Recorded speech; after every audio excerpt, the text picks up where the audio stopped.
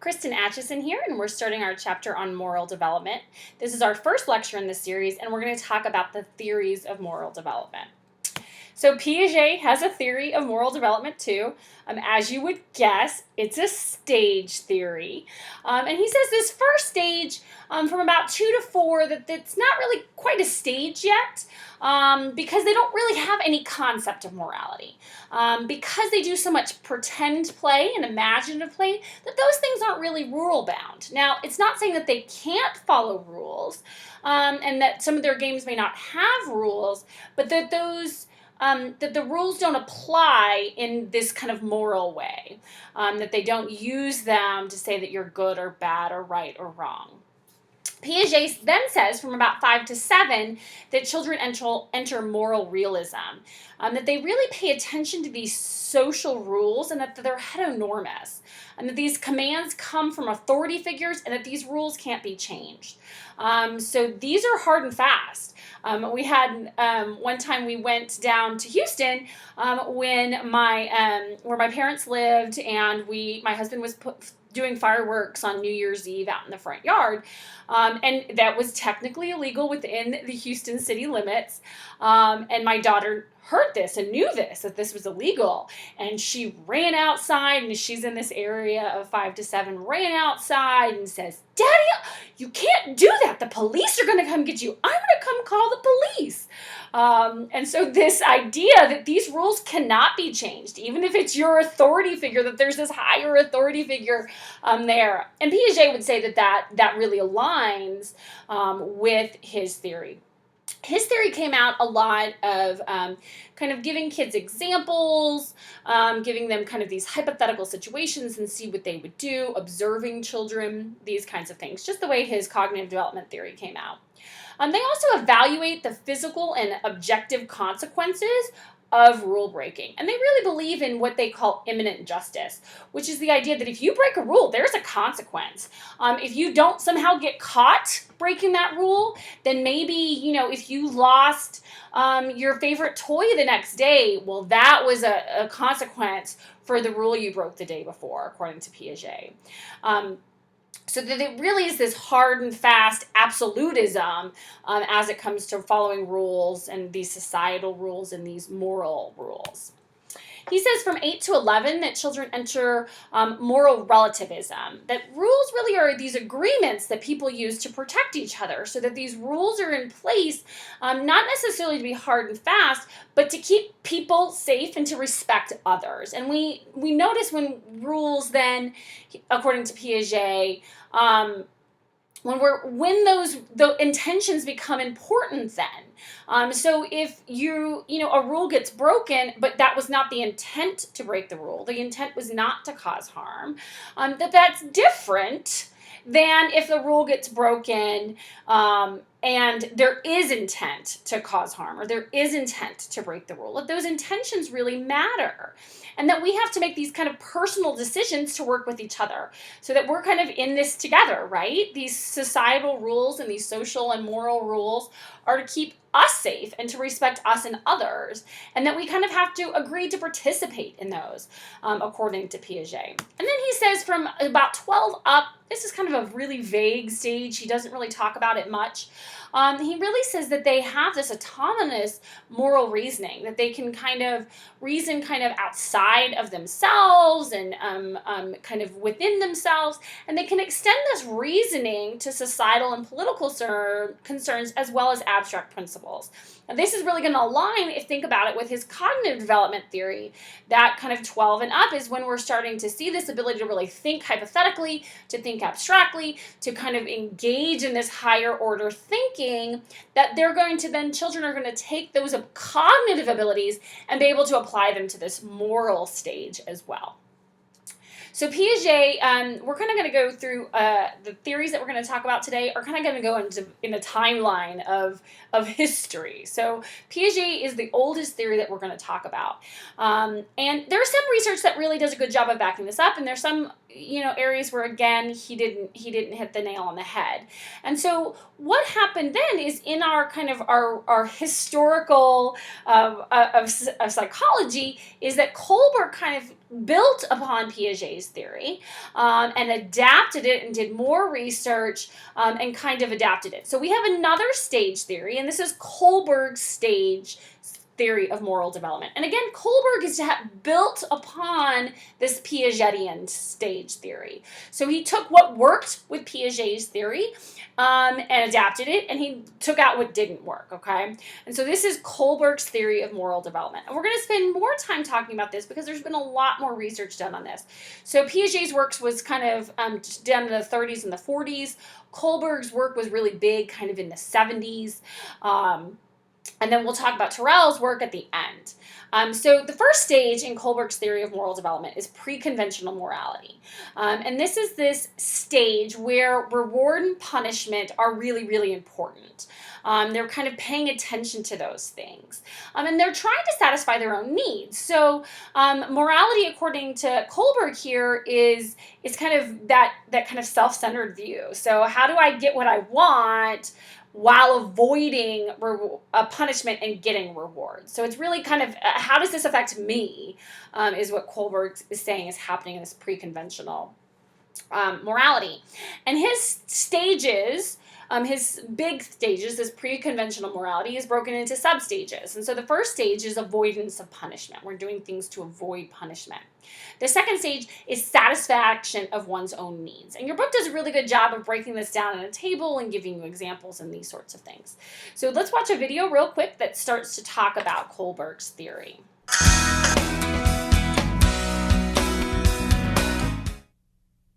The basis of children's reasoning and judgments about moral decisions changes over time.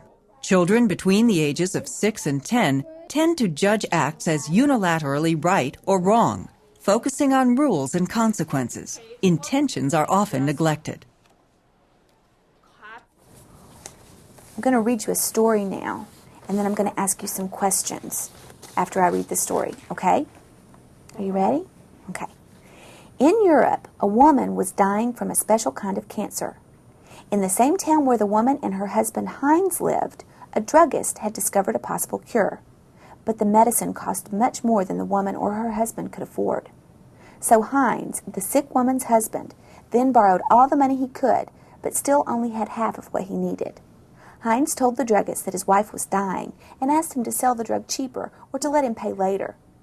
The druggist replied, "No, I discovered the drug and I'm going to make money from it." Heinz then became desperate and broke into the store to steal the drug for his wife. Should Heinz have stolen the drug? No. No. No? No? No. No. Moral decisions at this age are made at the pre-conventional or conventional level and reflect either a punishment-reward orientation or the desire to obey rules and conform to social norms. Why is it wrong? Because you never know if somebody's hiding where police are close, and there are maybe police or spies sneak in there. Because stealing could turn you into a criminal. Because you might get caught. You'll be sent to jail. Even though she was fin to die, that doesn't give him a right to steal. No, even though that his wife was in desperate need, it still isn't right to steal. In middle childhood, children are only beginning to question the absolute nature of laws and rules and consider the impact of intentions on moral decisions. Was it actually right or wrong to have stolen the drug? I can see why he would do it, but I don't think it's right. Well, it wasn't okay, lawfully, but, it's better than somebody dying. I would say yes, because he probably cares about his wife a lot, and he doesn't want her to die, anything. And I would say no, because it's not good to steal. So what you heard, that example that they gave, is the Heinz dilemma, and you should have already watched the video on that. And this is one of his Kohlberg's most famous kind of hypothetical examples that he gave children. There's another one that your book talks about as well. But you could hear those children's responses, right? And also notice they didn't just do the yes and no. We started out there, but that why was really important. And that was what was really important to Kohlberg, is listening to the reasoning as to what was going on. So some people were really, really caught up in, you could get in trouble. There might be spies and you'd get in trouble. The younger kids were focusing on that reward punishment kinds of things. The older kids started to talk about different things, about kind of being bad or being good. Some of the older kids were talking about, kind of this law and order kind of idea. And those kids were really into the next stage, our next piece of Kohlberg's theory, which is conventional morality. So conventional morality is really based on, the moral decisions are based on conforming to others' expectations.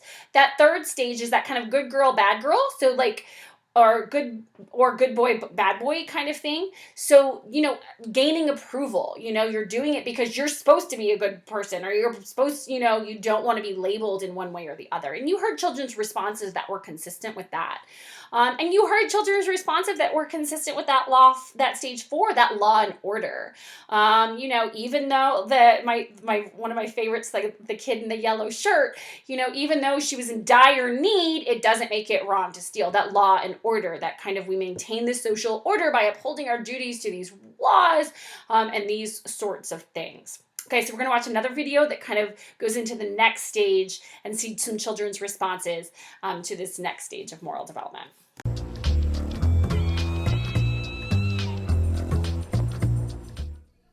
As adolescents begin to think more abstractly and become better able to take another's perspective, they also become better able to consider multiple perspectives and use their own ethical principles when presented with a moral dilemma, moving into what Kohlberg referred to as the post-conventional stage of moral reasoning.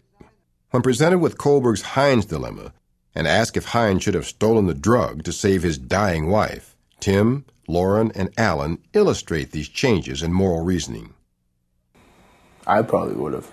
I would have done the same thing. If it was like my mother or something, I would have done it. I would have done whatever it takes. Why? Because if you care about somebody and you're trying your hardest to do something for them and things get in your way, sometimes you just gotta last resort type thing, steal it, whatever you have to do. I think it was right. Just Why? because, because everything in the world comes down to money, and we just over obsess about money. And I'm just like, if you want to help out a fellow human being, I'd rather do that than have just a bunch of paper.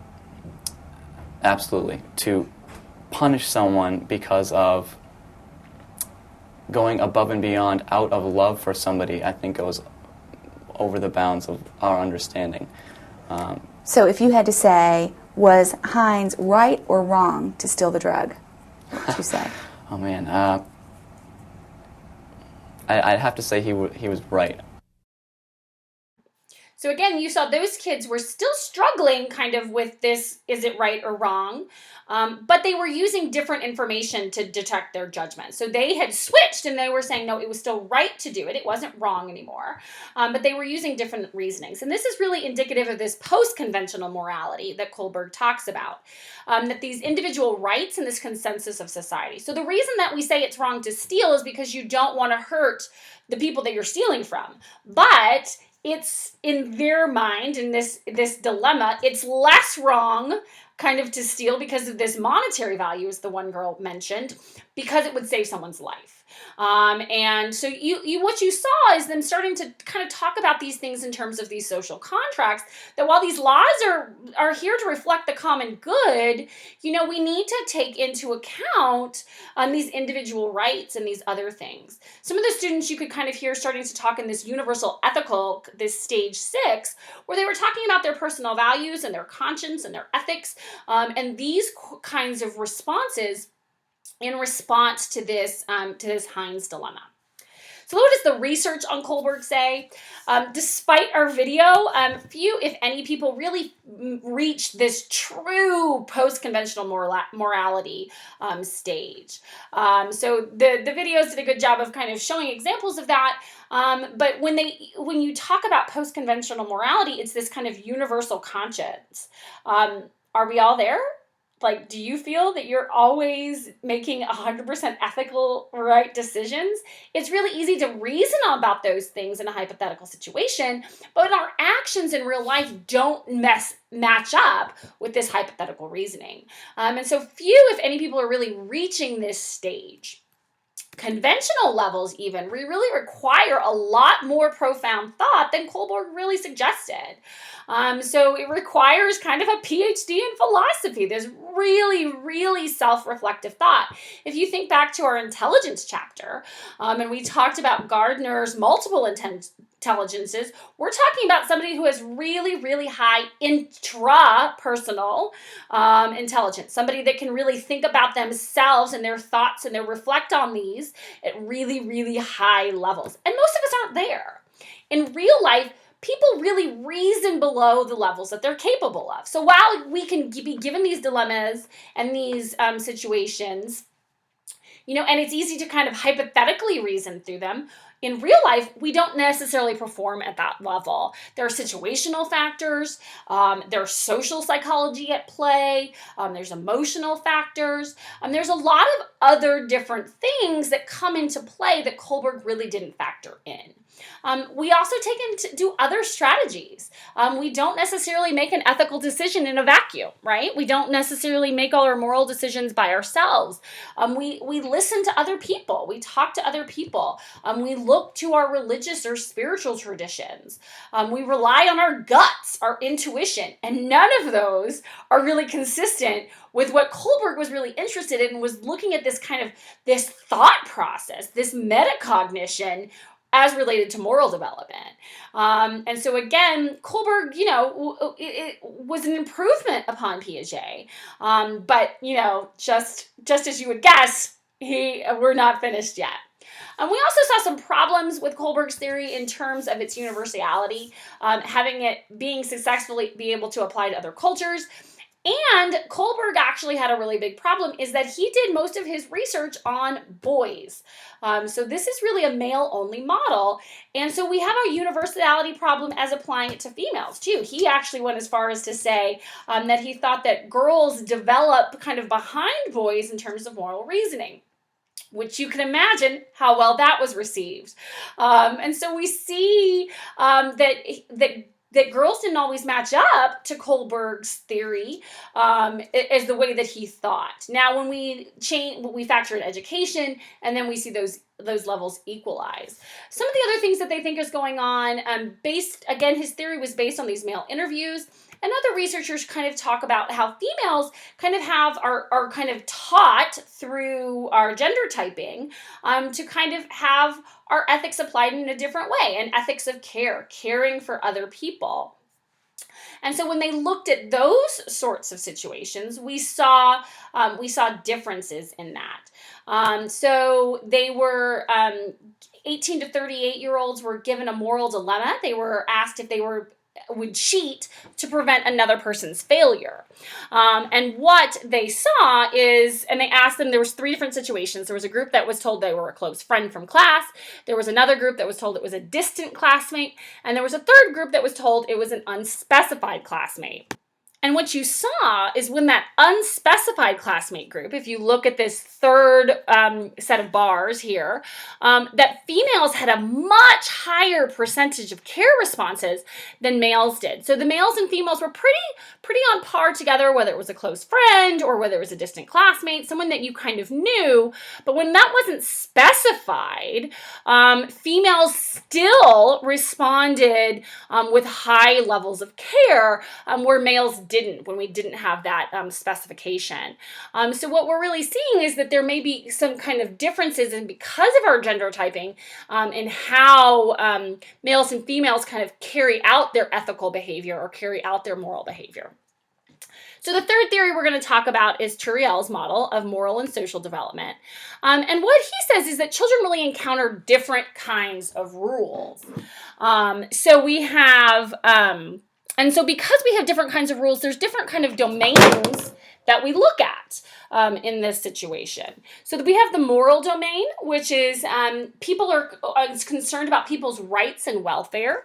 And we understand this through our social interactions. Children also think about different kinds of rules in a social domain.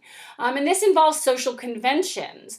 And we experience these in a variety of social settings. So we have moral rules, we have social rules, and then we have a third category of rules, which are really more matters of personal choice. And we can make different changes in those because they don't violate the rights of others. So my haircut or my hair color or what I wear doesn't affect you in any way, shape, or form. And so it is a matter of personal choice and because it doesn't violate the rights of others. Where rules about morality and rules about social domain are there in place because we are trying to protect the rights of others according to this model. And we see that violations to the rules in the moral domain, we see that 2.5 to 4-year-olds viewed these as more serious and more deserving of punishment. So that was kind of consistent with this buildup that we have. So Piaget, Kohlberg used Piaget and Turiel used Kohlberg. And so we see this kind of continuation where we're really seeing these rule-based kids very, very young and more deserving of punishment. But what we also see is that still children can really reason a lot more morally than either Kohlberg or Piaget thought. So 3-year-olds really view unprovoked physical aggression as wrong. I mean, you can ask a 2-year-old, and most 2-year-olds know hitting is wrong. And so you see this unprovoked physical aggression as seen as wrong, even as children as young as 3 years of age. By 7 to 8, these children can really make judgments about maintaining the welfare and avoiding harm of others. So this can be in situations where it's physical harm, it can be indirect harm, it can be about respecting those boundaries and respecting those others. But children can really make these decisions at around 7 to 8, which is again much younger than really Kohlberg and Piaget would have said. And they can make moral judgments about indirect harm that is also wrong. So indirect harm would be something like somebody drops money and do you give it back or not? Okay, so if you don't give it back, there's been harm to this person, but you haven't directed it at them. You just didn't act to correct it.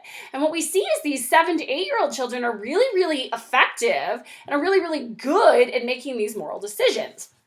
What we actually see is this model is more consistent with our dynamic systems theory kind of development, in that we do see this nonlinear moral development. We see this U-shaped development. So this is a graph from the article that you're to read and is on your quiz, so make sure you read it.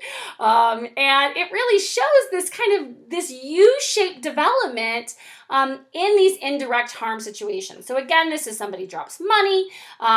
Is it right to give it back to them? Or is it right to keep it? I'm sorry. And do you have an obligation to give it back to them? And what you see is that 8-year-olds are really good at saying, yes, it's right to give it back to them.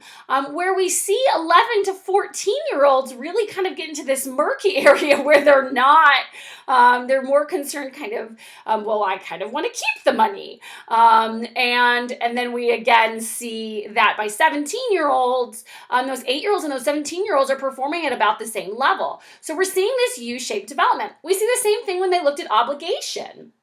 And we see those 8-year-olds and those 17-year-olds are performing at about the same level, where those 11 and 14-year-olds were seeing much different responses. So we can see the U-shaped development there as well. They can do it, then they can't do it, and then they can do it again. So again, what we found is kind of our continuation of moral development is it's way more complex than either Kohlberg or Piaget thought. This is not just this upward progression, this kind of stair step to higher levels of morality. Because of this dynamic system, because there are these complex things going on, moral development really reflects this complexity as well. So this ends our conversation about the theories of moral development. Thanks.